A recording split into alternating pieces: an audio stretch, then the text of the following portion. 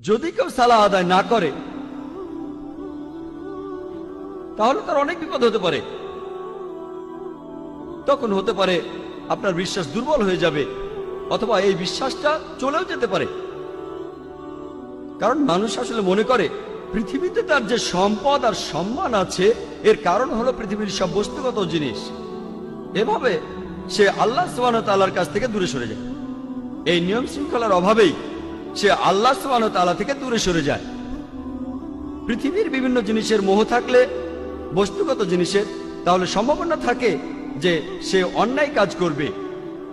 এভাবে সে সিরাতাল মুস্তাকিম থেকে দূরে সরে যাবে, সরল পথ থেকে। মনের ভেতরে তখন শান্তিও থাকবে না। আপনার কাছে যে পরিমাণ সম্পত্তি থাকুক না কেন, এই সম্পদ আপনাকে শান্তি দিতে পারবে না। আর মানুষজন যে কারণে সালাহ আদায় করে না সেটা হলো তাদের জ্ঞানের অভাব। পবিত্র কোরআন বলছে, সূরা ইমরানের 185 নম্বর আয়াতে উল্লেখ করা হয়েছে, কুল্লু নাফসিন যায়কাতুল মাউত, প্রত্যেক জীবকে মৃত্যু স্বাদ গ্রহণ করতে হবে, এবং কিয়ামতের দিন তোমাদেরকে তোমাদের কর্মফল পূর্ণ মাত্রায় দেওয়া হবে, এবং যাকে দোজখের আগুন থেকে দূরে রাখা হবে আর যাকে জান্নাতে দাখিল করা হবে সেই হবে এই দুনিয়ার উদ্দেশ্য পূরণের সফল কাম।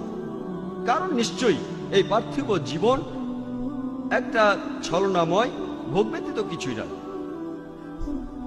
সালাহ আদায় করলে অনেক উপকৃত হবেন। সালাহ একটা জীবন দর্শন। সালাহ আপনার আত্মিক অবস্থানকে উন্নত করবে, পাশাপাশি শারীরিকভাবে উপকৃত হবেন। সালাহ আপনার বিশ্বাসকে বাড়িয়ে দেয়, আপনার বিশ্বাসকে শক্তিশালী করে। পবিত্র কোরআনে সূরা আনফালের 2 নম্বর আয়াতে উল্লেখ করা হয়েছে যে সত্যিকারের বিশ্বাসী তারাই যাদের হৃদয় কম্পিত হয় যখন আল্লাহকে স্মরণ করা হয়, আর যখন আল্লাহর আয়াত পাঠ করা হয়। এটা তাদের ঈমান বৃদ্ধি করে এবং তারা তাদের প্রতিপালকের উপরে নির্ভর করে। পবিত্র কোরআন বলছে, সূরা ফাতিহার 5 থেকে 7 নম্বর আয়াতে উল্লেখ করা হয়েছে, ইয়াকা না'বুদু ওয়া ইয়াকা নাস্তাঈন, আমরা তোমারই ইবাদত করি, তোমারই সাহায্য প্রার্থনা করি। ইহদিনাস সিরাতাল মুস্তাকিম, সিরাতাল লাযিনা আন'আমতা আলাইহিম গায়রিল মাগদুবি আলাইহিম ওয়ালাদ-দাল্লিন, আমাদের সরল পথ দেখাও, তাদের পথ যাদের তুমি অনুগ্রহ দান করেছো, তাদের পথ নয় যারা ক্রোধ নিপতিত, যারা পথভ্রষ্ট। এতে আপনার জীবনের শৃঙ্খলা বাড়বে। সত্যিকারের মুসলিম সে তার দিন শুরু করে ফজরের সালাহ আদায় করার মাধ্যমে। আর ফজরের সালার সময় মুয়াজ্জিন আজান দেওয়ার সময় বলেন, আসসালাতু খায়রুম মিনান নাওম, যে ঘুম অপেক্ষা সালাহ উত্তম, ঘুমিয়ে থাকার চেয়ে নামাজ পড়া উত্তম। একজন সত্যিকারের মুসলিম দিনের মাঝখানে সালাহ আদায় করে, আর সে তার দিন শেষ করে এশার সালাহ দিয়ে ঘুমাতে যাওয়ার আগে। সালাহ এছাড়াও সামাজিক অবস্থান উন্নত করে।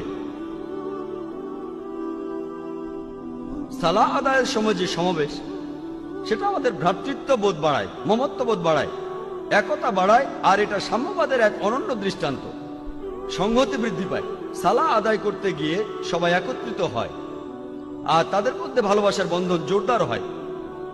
পবিত্র কোরআনে সূরা হুজুরাতের 13 নম্বর আয়াতে উল্লেখ করা হয়েছে, ইয়া আইয়ুহান নাসু ইন্না খালাকনাকুম মিন যাকরিন ওয়া উনসা ওয়া জাআলনাকুম শুউবান ওয়া কাবাইলা লিতাআরাফু ইন্না আকরামাকুম ইনদাল্লাহি আতকাকুম ইন্নাল্লাহা আলিমুন খাবীর। হে মানুষ জাতি, আমি তোমাদের সৃষ্টি করেছি একজন পুরুষ ও একজন নারী হইতে, পরে তোমাদের বিভক্ত করেছি বিভিন্ন জাতি ও গোত্রে, যাতে তোমরা অপরের সাথে পরিচিত হতে পারো। এজন্য নয় যে তোমরা পরস্পরকে ঘৃণা করবে। আর তোমাদের মধ্যে আল্লাহর কাছে সেই ব্যক্তি অধিক মর্যাদা সম্পন্ন যে তোমাদের মধ্যে অধিক মুত্তাকি, অধিক ন্যায়পরায়ণ। নিশ্চয়ই আল্লাহ সকল কিছু জানেন, সমস্ত খবর রাখেন। আল্লাহ সুবহানাহু ওয়া তাআলা আমাদের যেটা দিয়ে বিচার করবেন, সেটা গোত্র নয়, বর্ণ নয়, ধর্মবিশ্বাস নয়, সম্পদ নয়, লিঙ্গ নয়, সেটা হলো তাকওয়া, অর্থাৎ ন্যায়পরায়ণতা, আল্লাহকে মেনে চলা এবং ধার্মিকতা। পবিত্র কোরআনে সূরা হুমাজার 1 নম্বর আয়াতে উল্লেখ করা হয়েছে, ওয়াইলুল লিকুল্লি হুমাজাতিল লুমাজা, দুর্ভোগ তাদের যারা সামনে ও পেছনে মানুষের নিন্দা করে থাকে। সালাহ আমাদেরকে বিরত রাখে মানুষের নিন্দা করা থেকে।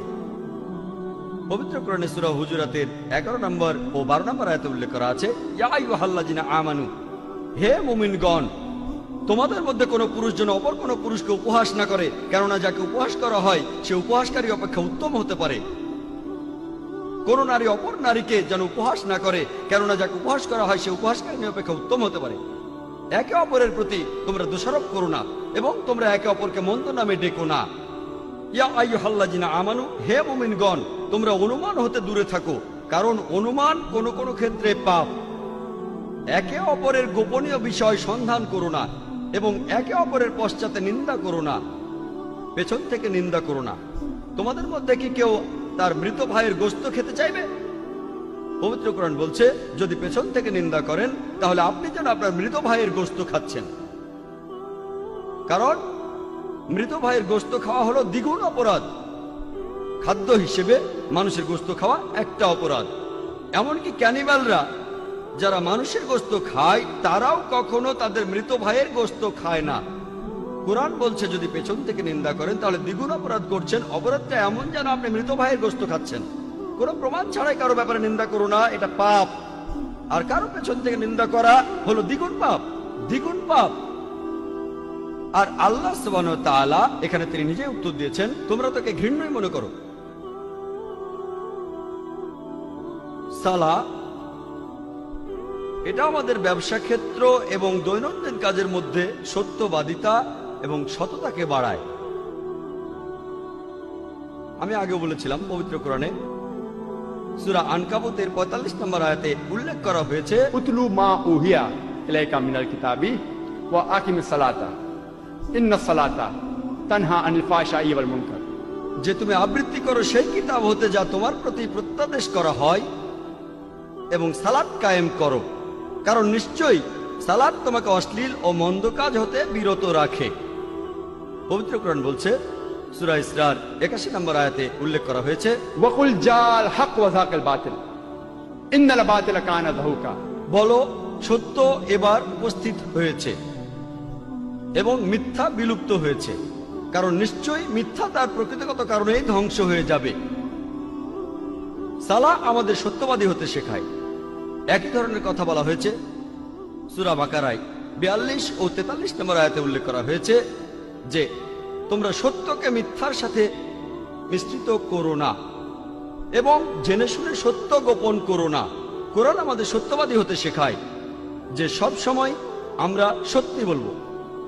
পবিত্র কোরআনে সূরা বাকারার 188 নম্বর আয়াতে উল্লেখ করা হয়েছে যে তোমরা একে অন্যের সম্পদ অন্যায়ভাবে গ্রাস করো না এবং মানুষের ধন সম্পত্তির কিয়দাংশ জেনে শুনে অন্যায়ভাবে গ্রাস করার উদ্দেশ্যে সেটা বিচারকের নিকট পেশ করো না। পবিত্র কোরআন বলছে ঘুষ দেয়া বা নেয়া নিষিদ্ধ, আপনারা ঘুষ দেবেন না। পবিত্র কোরআন আমাদের দেখিয়ে দেয় কিভাবে সৎ জীবনযাপন করতে হবে।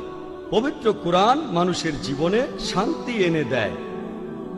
পবিত্র কোরআনে সূরা রদের 28 নম্বর আয়াতে উল্লেখ করা হয়েছে, নিশ্চয়ই যখন আল্লাহকে স্মরণ করা হয় হৃদয় তখন শান্তি খুঁজে পায় এবং প্রশান্ত হয়। যখন আল্লাহকে স্মরণ করবেন, যখন সালাহ আদায় করবেন, আপনি তখন খুবই শান্তিতে থাকবেন, আপনার হৃদয় প্রশান্ত হবে। সালাহ হলো আল্লাহ তাআলার সাথে যোগাযোগের সবচেয়ে শ্রেষ্ঠ উপায়। পবিত্র কোরআনে সূরা বাকারার 153 নম্বর আয়াতে উল্লেখ করা হয়েছে, ইয়া আইয়ুহাল্লাযীনা আমানুস্তাঈনু বিস-সাবরি ওয়াস-সালাহ, হে মুমিনগণ, ধৈর্য ও সালাতের মাধ্যমে তোমরা আল্লাহর সাহায্য প্রার্থনা করো।